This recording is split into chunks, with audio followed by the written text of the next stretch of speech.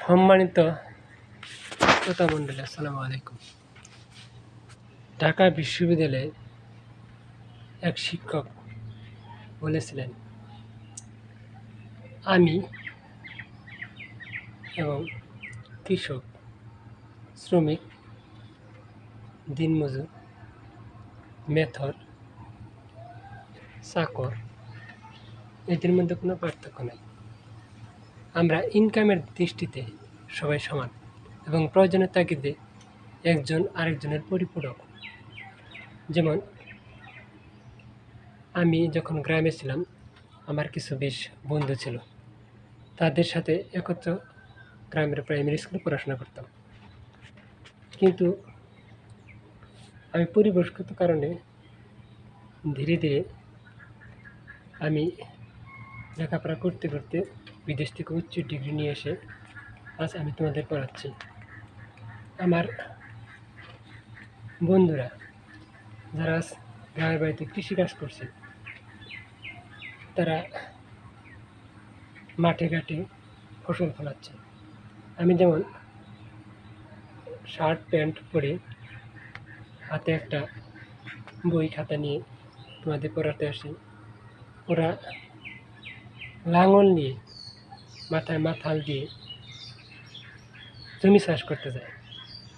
ওরা জমি চাষ করে ফসলগুলো বাজারে বিক্রি করতে আসে, আর আমি সেই ফসল বা শাকসবজি বা তাদের উৎপাদিত চাল নিয়ে আসি আমার নিজের প্রয়োজনের জন্য এবং তাদের সন্তানকে পড়ানোর জন্য আমাদের বিশ্ববিদ্যালয়ে পাঠাই। আমরা যদি তাদের সন্তানকে না পড়াই তাহলে টাকা পাবো না, আর টাকা না পেলে আমরা বাজার গিয়ে সবজি কিনতে পারবো না।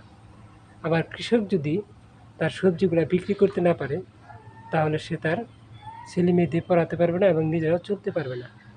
অতএব আমাদের প্রয়োজনে আমরা বাজারে গিয়ে তাদের কাছে সবজি কিনি এবং তারা টাকার প্রয়োজনে সবজিগুলো বিক্রি করে এবং সেই টাকা দিয়ে তার ছেলে সন্তানকে পড়ানোর জন্য বিভিন্ন স্কুলে পাঠায় বা বিভিন্ন বিশ্ববিদ্যালয়ে পাঠিয়ে থাকে।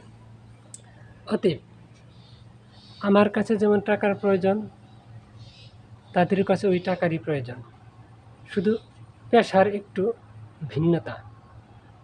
আমরা সবাই ইনকামের দিকে ঝুঁকে থাকি। আমরা যদি তার সন্তানকে না পড়াই তাহলে আমরা টাকা পাবো না, আর সে যদি ফসল না ফলিয়ে আমাদের কাছে বিক্রি না করে সেও টাকা পাবে না। এই ইনকামের দৃষ্টিতে মেথর, শ্রমিক, কামার কুমার, জেলে, চাষা আমরা সবাই সমান। এখন আমার একটি কথাই হলো, যার যার পেশাকে সে পবিত্র দিক থেকে দেখবে এবং পবিত্রতা অবলম্বন করিয়া চলবে। অতএব আমি পরিশেষে একটা কথাই বলবো, আমরা পেশার দিক থেকে বা কাজের দিক থেকে বা টাকা ইনকামের দিক থেকে আমরা সবাই সমান। অতএব কাউকে ছোটো করে দেখার প্রশ্নই আসে না, আর যারা ছোটো করে দেখবে তারা কখনোই সঠিক মানুষ হতে পারে না। এই বলে আমি আমার প্রতিবেদন শেষ করছি। আসসালামু আলাইকুম।